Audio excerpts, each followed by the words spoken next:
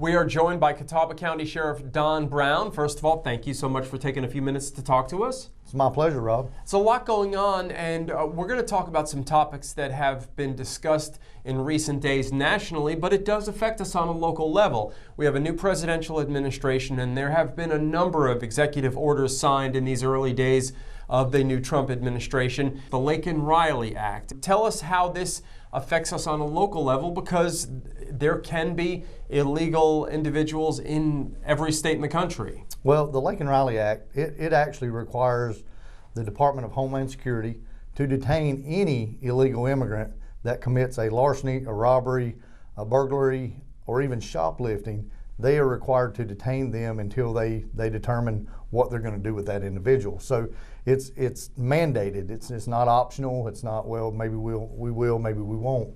It is mandated that the Department of Homeland Security detain those folks. And so would you work in conjunction with them if there was an individual who was here in Catawba County? Absolutely. We are going to follow legislation. We're going to follow the law.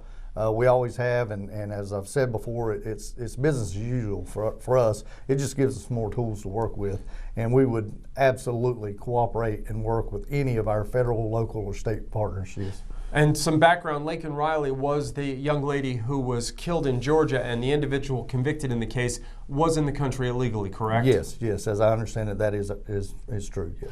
The border has been one of the main topics discussed by President Trump in these early days. Mm-hmm. How else do his new policies affect the Catawba County Sheriff's Office and local law enforcement agencies around the area? Well, I can tell you, by securing the border, that is going to slow down the drug trafficking, the drugs that are coming into our country illegally.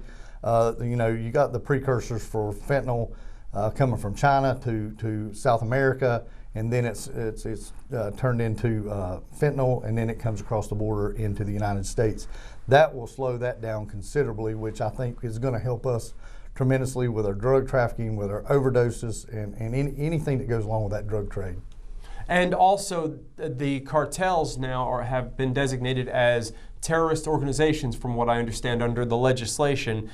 How does that affect you in any way, or is it pretty much business as usual, as you said earlier? Well, it does affect us in a way that it gives us direct access to our federal partners. We work closely with those folks anyway, but now that they've been declared a foreign terrorist group, then that gives us automatic and direct access to our federal partners and working with those folks with the cartels. I think in the big picture, you mentioned fentanyl, and that has been a problem in North Carolina and really nationwide in recent years. A lot of overdose deaths because of some of the very, very powerful fentanyl. So fentanyl has been a big problem, and I guess this may cut down on that. I know that's what law enforcement and everyone hopes. Yes, I certainly hope it does. I do believe that it will, and it has been a problem. I've said before, if it wasn't for Narcan and naloxone, you think COVID killed a lot of people? There will be a lot of we would have overdose deaths every day in this county if it wasn't for that, and multiple deaths every day. So that has slowed that down a lot. But what we really want to do is just prevent overdoses completely.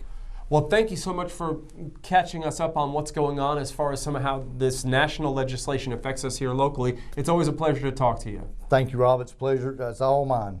Don Brown, the Sheriff of Catawba County, updating us on how some of these national policies will affect us on a local level. We appreciate the Sheriff joining us here on WHKY News.